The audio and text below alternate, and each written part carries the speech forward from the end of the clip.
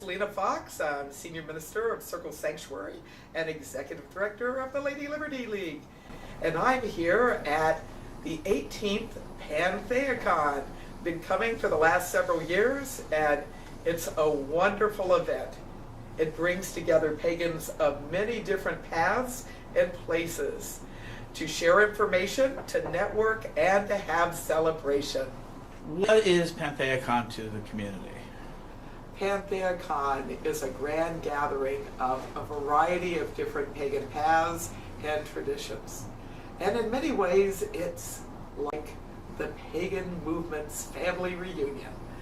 There are pagans who have been connected with paganism for many years that come to this event not only to teach, but to reconnect with old friends and to meet new ones. Pantheacon is about pagan diversity. This year, the theme is unity and diversity. There's a great convergence of so many different people, of different traditions, and the idea is to be able to sample and understand the wide range of paganism, not only in America, but around the world today. Now, one thing I've been hearing throughout Pantheacon is the idea of addressing problems in our society. You know, that there's various panels to address the panels in there. One of them is the decline of women's spirituality and spaces for women's spirituality, such as in colleges ending in women's studies groups, that a lot of the women are speaking out about the fact that women's spirituality is getting changed. Have you seen that? There's a number of different advances that happened in the 1960s and 1970s and 1980s, women's spirituality being some of that. And there's been a change in many different places with women's spirituality and goddess spirituality. Some of that has really flowed into the mainstream, and I see that as a really positive thing. But I also think there's still a place to be able to study different aspects of diversity in American society and in the world today. And women's studies would be one of those aspects. Pagan studies, which is up and coming and actually growing, is another part of the diversity in America. I think it's really important to not only have coursework and opportunities to get the broad overview, but to be able to go deep into some of the different aspects that make up not only paganism, but our world today. I noticed there were 220 different classes, of which you taught 3 of them? Correct. When you're not doing classes, which classes are you attending here at Pantheacon? I make sure when I come to Pantheacon each year, I not only have some time to prepare for the rituals and the workshops I'm doing and to connect with people afterwards, but I weave into my schedule an opportunity to go and learn something new, to attend presentations about traditions that I haven't had much information about, to connect with other people that I know that have new endeavors in the works to provide support. And sometimes my choice of things that I attend are quite spontaneous. Finding out about it through an encounter with someone that may have come to a workshop I've done or that I've happened to connect with at a meal. And what I really like is not only the educational programming and the entertainment, because there's music and dance and a variety of different art forms, rituals, and the social scene. There's a variety of different hospitality suites on some of the floors in the main hotel. And during the course of Pantheacon, I endeavor to get around to some, if not all, of the suites to be able to connect with the individual communities that are having the social scenes. So you meet with all these older friends. You have a lot of friends here that you meet for once a year, right? Once or sometimes a few other times, depending on if we're speaking at the same conference together. But some people, this is where I see them each year. Okay. Now, it's very interesting. A lot of people come and see you. You're one of the centers of attention. that I feel that people want to, there's a lot of people who want to come out and see you. I noticed that all your classes have been filled to the point where they close the doors and people have to be turned away because of fire restrictions. How does that feel to see that compared to a couple of years ago? I mean, to see these sort of overflowing rooms that come down to see you and having all these people just know who you are. I really appreciate the opportunity to be able to connect with people that have read my works, that have benefited from some of the organizations that I help facilitate. At Pantheacon this year, there have been a number of military pagans that have come and that have personally come up to me and thanked me and Lady Liberty League and Circle Sanctuary, not only for our work on the Pinnacle Quest, but some of the other military ministry work that we're doing, including Pagan Warrior Radio, which we're doing on the Pagans Tonight network every Tuesday night. And it's wonderful to have that direct interaction. Yes, some of the people have made contact by email or posting on my main Facebook page, but to actually have that face-to-face interaction is really fabulous. Talking about your work with pagan military people, in the last year you've really stepped that up, your Lady Liberty League and all your groups. That group is coming out, is that Circle Sanctuary Military Ministry? Correct. Can you talk about what you've done in the last year with the pagan military? Okay, that's good. All right. So over the past year, we've expanded our pagan military ministries work through Circle Sanctuary. We now have a pagan military ministries team, and in 2011 ordained 4 more military ministers. We're doing a variety of different services now.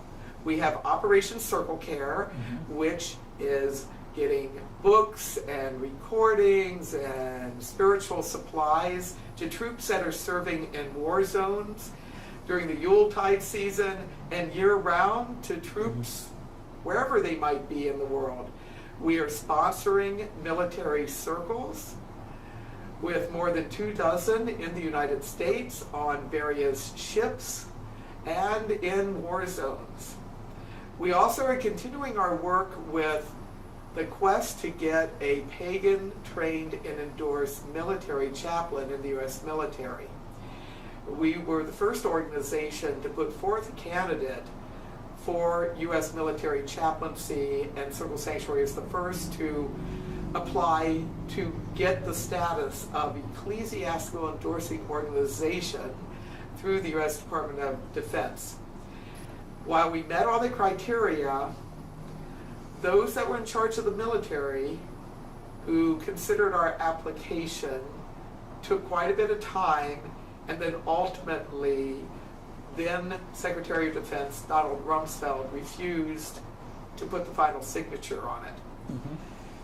But that hasn't stopped us, because we are continuing to do some work and train some new candidates who fit within the age qualifications to be able to be a military chaplain. Some of the other things that we have done within the past year is start the Pagan Warrior Radio weekly internet radio show on Pagans Tonight Network. It's 8 to 9 p.m. Central every Tuesday night. In addition to having program topics and presenters that are specifically geared to pagans in the military, one of the things that I've been doing is facilitating online ceremonies so that those people who are serving wherever they might be in the world, as well as the larger pagan world, can have a community experience for celebrating the seasons. And that's met with good response. Talking about, we've had various conflicts. The Iraq war has been wound down. We're still in Afghanistan. Now we have all these pagan military troops coming home. Is the pagan military team looking to help the veterans coming home? Yes, we have at the Pagan Spirit Gathering every year programming specifically for pagans in the military and their families. Every year we have the Warrior Blessing ritual. That ritual honors those who are still serving, honors vets, and also honors those who have returned home. In addition to the Warrior Blessing Ritual, which not only is done at Pagan Spirit Gathering, but various members of our military ministries team have been having this ceremony in various forms in different parts of the country as well. We also have some specialty rituals for people who are preparing to go off into a war zone and for those who are returning. On Veterans Day of 2011, we launched a brand new award for pagans who have served and who are serving. It's called the Pagan Military Service Ribbon. It is a medal that we are giving ceremonially face-to-face to those who have served and who are serving. Here at Pantheacon, I have awarded this medal to some individually, but I've also had 2 ceremonies embedded in some of the larger presentations that I have been doing. I started out my leadership training intensive on life passages with an honoring of pagans who have served and who are serving, and the awarding of this ribbon to them. It met with really good response, and at the Bridget Healing Circle, I also did an honoring of those who have served and are serving who were present at the ceremony. I can tell you from the experiences at Pantheacon, it not only was moving to those who have just come back from war zones, but all of those who received this ribbon were really deeply moved, not only at being acknowledged in a very tangible way, but at having the attention and the recognition and the applause and the thanking of pagans in community.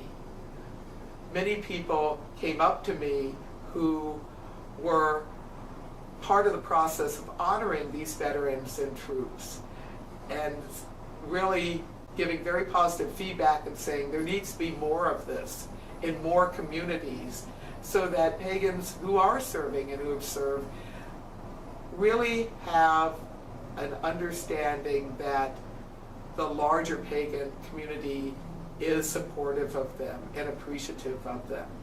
Yes, there are things in society as a whole that gives appreciation to the troops and the veterans, but to have recognition and a thanks coming right within the community is really powerful. One of the vets that came up to me after a ceremony at Pantheacon said to me, "This is the first thanks that I have gotten since getting back. It really has brought healing to me." And I do think, especially for those who have been deployed to war zones and that have come back, being able to be in community, to be appreciated, and to have that support can really go a long way to not only supporting the person for what they have done, but reintegrating those who have served into civilian life if their time of service is done, or if they are now serving stateside, being able to heal from the experiences of war and in serving away from one's homeland. Today at the Pagan Media Panel, there was a question raised about why don't we have our own Jewish Anti-Defamation League for pagans? And one of the participants yelled out, "We do, Lady Liberty League." I have a question for, do you think Lady Liberty League is well known? It depends on who you talk with. Certainly the Lady Liberty League is well known to a number of pagans. Our work of the Lady Liberty League is probably more known than even the phrase Lady Liberty League, even more known than the name of the organization. I think that when it comes to pagan rights work, that it really is important that there be a number of different organizations that are supporting this work, whether it's their main focus or not, to have multiple groups and individuals join together, form alliances to work together to get equal rights for pagans, to help pagans who've been discriminated against, to build better understanding in society as a whole, which hopefully will avert the discrimination, the bullying, the bad-mouthing of pagans and paganism that is still rampant in some parts of the world and in society. So the Lady Liberty League began in 1985. It grew out of an effort of having pagans join together to stop a piece of federal legislation which would have defined the Wiccan religion as satanic and taken away equal rights in terms of getting 501c3 status, legal church status. I was one of those that was involved in helping to defeat what was known as Amendment 705, or the Helms Amendment, which was an amendment to a postal appropriations bill that had to go through Congress because that's what funded the post office. I found out about it while I was speaking at a pagan festival in Southern California. And really, Lady Liberty League began with the coalition building that came together to defeat this legislation. Pagans from many different places and people who were not pagan but really wanting to uphold equal rights for all and separation of church and state came together, communicated with senators and congresspeople, and fortunately the amendment died in committee.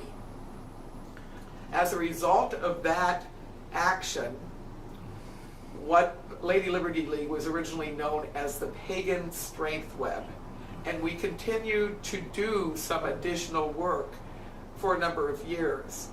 Then it became apparent that we really needed to plan long term, in addition to handling individual situations, to build a network of people that were going to collaborate together and continue to not only address instances of discrimination, but to do the groundwork to help build bridges of understanding in society. So Lady Liberty League was the new name. It came to me. I thought the name Lady Liberty League summed up the idea of freedom, for Lady Liberty is a symbol of freedom in the United States and some parts of the world. And she has her roots with Libertas, the ancient Roman pagan goddess of liberty and personal freedom. I'm hoping that as we move through this 21st century and beyond, that it becomes less necessary to have pagan rights organizations implementing, reminding people to implement First Amendment rights for all. But it seems that with every success that we have, that there's also more opportunities to problem solve. I think part of it is that more people are being aware that Lady Liberty League is a pagan rights organization, is available to help. So I think that's part of the reason our requests for help have gone up. I think also there are forces swirling in society, in America, in other parts of the world, that really are reactionary in some ways. There is a great honoring of diversity. That trend is happening, but the opposite trend also is happening, where some people have been openly bashing pagans and pagan religion. So it's very important that we continue to work in whatever way we can, in our individual lives and in our community, to put an end to anti-pagan prejudice and truly have a society where there's liberty and justice for all. I'm going to take this a little bit more personal. You've been at this for more years than you probably want to admit to in public. But I heard a phrase this time being used that people could be, that young ladies, we're talking to some of the young ladies, one of the individuals here says, well, you could be the next Selena Fox. I notice that you're being exemplified as a role model for us. How do you feel about that? As someone that devoted my life to helping paganism grow and develop, I did not have physical playing children. So people who have come to me of many ages that say, I want to learn from you, I want to work with you, I honor what you're doing, it's giving me an opportunity to be able to accomplish that psychological, social development skill called generativity. You know, as one moves into the senior years of life, one does think about legacy. One does think about, what am I leaving behind? You know, what has my life been about, and what can I pass on to other generations? So for the last several years, I've been in a process of having younger people get involved with Circle Sanctuary, the organization, and the community. To have multi-generations of people involved so that the work will continue even when I may reach a point in my aging cycle where I might not be as active as I presently am, although I seem to be getting busier rather than slowing down. I'm deeply moved and honored by people that express their appreciation to me for the work that I've done. And I've come to recognize that the motherhood part of life can take a variety of different forms. And now as I'm in my grandmother years, even though I don't have human children that have come from children I've physically birthed, I'm recognizing that there are up-and-coming generations that are taking some inspiration from things that I've done and said and written and making it their own. They are taking the torch of freedom and carrying it out into the world in their own way. And I think that's really important. Well, I certainly hope that we can achieve full equality in society in the United States and in other parts of the world. I'd love to live long enough to see that. The reality is it takes a while to overcome more than 1,000 years of anti-pagan prejudice. And I see great strides being made, and I'm encouraged by the younger generations that are going out and making a difference in the world. It's exciting. So I guess the question that a lot of people ask is, what drives you to do all this? I mean, you are very busy, Lady Liberty, all of these things. What drives you to this constant movement within the pagan movement? What is driving you? So what drives me? Connections with the sacred, a vision that it is possible to have a world that is environmentally sustainable, a world where humankind can be in better relation with each other as well as the larger circle of life on this planet and the universe. Vision drives me. The idea that we can move ahead as a people. The idea that it is possible to make a difference no matter how long you live, no matter what particular task that you might do with your life. And I see myself as part of a great circle of optimism and social change. Pretty much my whole adult life, I have been involved in various social movements really keeping my eye on the prize, as was said by Martin Luther King Jr. during the Civil Rights Movement era of the 1950s and 60s and beyond.